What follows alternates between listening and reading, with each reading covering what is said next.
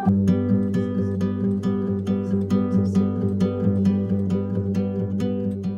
name's Rebecca Kelly. I'm a consultant who works in water quality and particularly looking at estuaries and water quality, and I'm the chair of the Scientific and Technical Committee for the Tamar, Estuary and Esk Rivers program.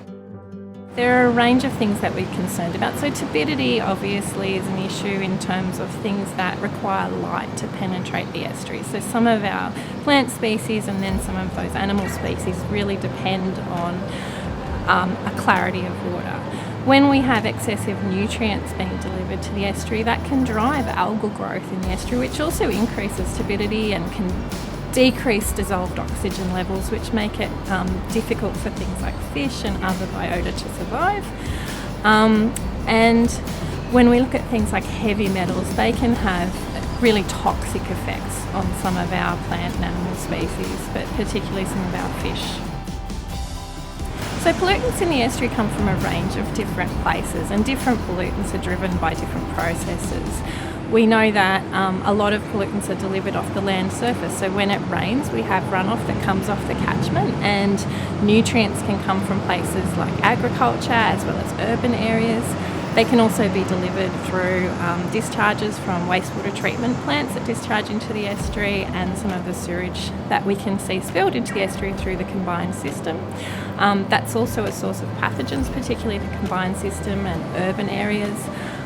Sediments come often off building sites in urban areas, a really big contribution of sediments, and stream bank erosion things. So there's a really wide range of places that we see pollutants coming from in the catchment.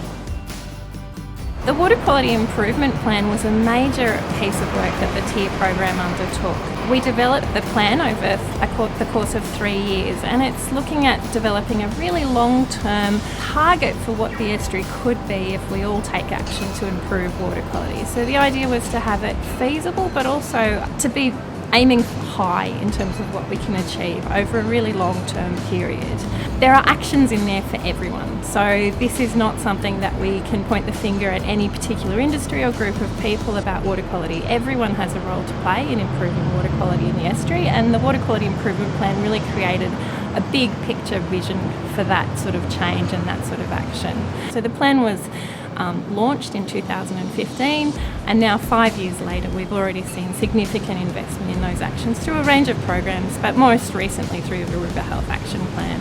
So it took us 3 years to develop the Water Quality Improvement Plan, and part of that was because we undertook a really detailed community consultation process, and there were a lot of members of the community who, particularly from different industries and general community members, who really gave us a lot of information, but also took ownership of the plan and helped us develop feasible actions that we could undertake in the catchment to develop those sorts of water quality targets.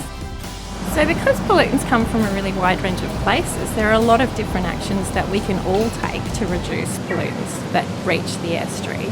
So in urban areas we can look at stopping things getting into the stormwater system in the first place. So what you put into the gutters really counts. Making sure you clean up after your dogs, for example, is a really important action. Also sediment and erosion control on building sites. When we look at agriculture, things like excluding stock from streams is really important, and thinking about fertiliser use and not over-fertilising land. In our wastewater treatment plants there's a lot of upgrades that are happening and that are really important for reducing particularly nutrient discharges into the estuary. And in terms of the combined system and also sewerage that we know that's reaching some of the separated system from stormwater is really important to reduce those pathogens getting into the estuary as well. So if you're living in a town or a city, you have a really important role to play yourself on your own property. People need to think really carefully about not putting pollutants into waterways through our stormwater system. So think about what you're putting into gutters, and don't be cleaning your paintbrushes in anywhere they're going to run into the gutter. Make sure you clean up after your animals and your dogs in particular when you go for a walk. We need to think about, if you have a lot of hard surfaces, you can do things like install rain gardens in your property that actually help to clean up that water before it gets discharged to the stormwater system.